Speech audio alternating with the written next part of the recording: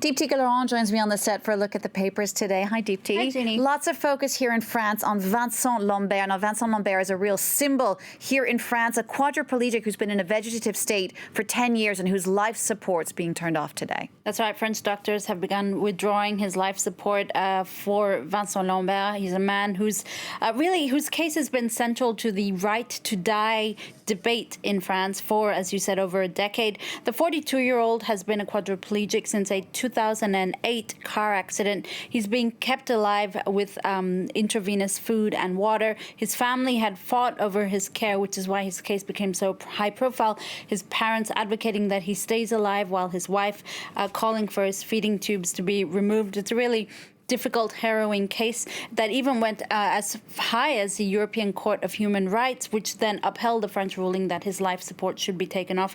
The planned end to his life taking place amidst great high emotion, Le Figaro says.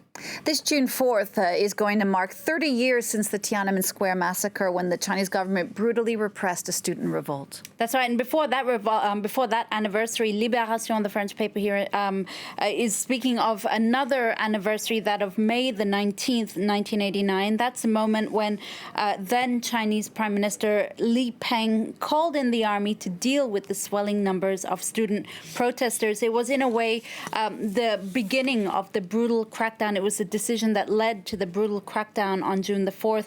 Calling in the army for Libération was the beginning of a process in which the Chinese government crossed a, quote, red line that nobody thought they were capable of doing. There's also a lot of focus today on how the current government in China may be trying to forget those horrors. Or suppress them in some ways. What two activists write in today's edition of The Guardian Australia. Louisa Lim and Yari Maria Sala outline their difficulties in talking and writing about the Tiananmen Square massacre.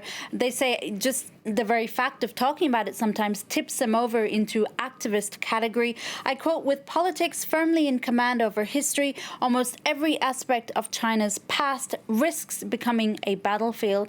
Now, on the subject of Tiananmen Square, worth pointing out that the South China Morning Post has published the first in a series of articles on the Tiananmen Square massacre and how the government has refused to acknowledge it. Well worth a read. It's a bit of a long one, but well worth it.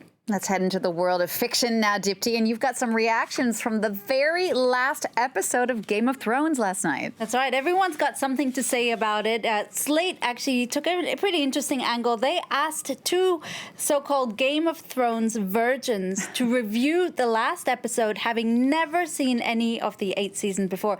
And what we learned is that, well, starting with the last episode is not as confusing as it might seem. And for one Game of Thrones virgin, it definitely didn't give him the desire to go back and watch the rest of the show. So you can actually just watch the last episode and more or less know what the show is about.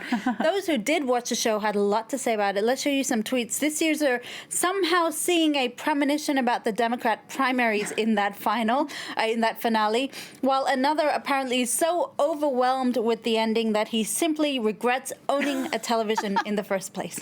I'm sure there's quite a few people who feel like that guy after watching that episode. All right, Deepti, an American billionaire, I love this story, offered the ultimate gift to a graduating class of students. Yeah, wonderful gift. Robert F. Smith, that's his name. He's the richest black man in America. He was giving a speech to graduates at Morehouse College, an historically black college in Atlanta, on Sunday, when he announced this. He'd be paying off the student debts of roughly 400 students. Now, the New York Times explains that Smith was relatively unknown despite his wealth until now. He runs a private equity firm. He's worth about $5 billion. And as I said, he shunned the spotlight for many years, but he's become more prominent in recent times. He comes from a middle-class family. He's very educated, but there's a flamboyant side to him as well. He wears 3-piece suits, for instance. He owns one of Elton John's old pianos. He loves music, so much so that he named 2 of his sons Hendrix and Legend after John Legend, who actually sang at his wedding. He's married to an actress and former Playboy model. And he's got a good heart. And we'll say thank you to him for that. All right, wrap up now. Deepti, a majestic canyon in Iceland has been shut down, and it's all thanks to Justin Bieber? Yeah, well, probably at least in part because of Justin Bieber. The canyon is called, wait for it, Fjadrarglufur. Try saying that 10 times. It was once a little-known destination, but as you can see there, with pristine lakes and these hills and very beautiful, dating back to the Ice Age. Then Justin Bieber went there and shot a music video back in 2015. Since then, hordes of believers, or whatever they're calling themselves these days, flocked to the site, causing damage to the local vegetation. It prompted the Icelandic Environmental Agency to close the site until June. The government says Justin Bieber is not entirely to blame, but it does highlight a major problem in the tiny Nordic island, that is over-tourism. With around, between 2018 and 2019, around 7 tourists arrived for every single Icelandic resident there. Iceland is having a moment. I know several people who have gone there on vacation recently. Deepti, thank you for that. Deepti Galon with that look at the papers today. You can always get a closer look on our website. The address is france24.com.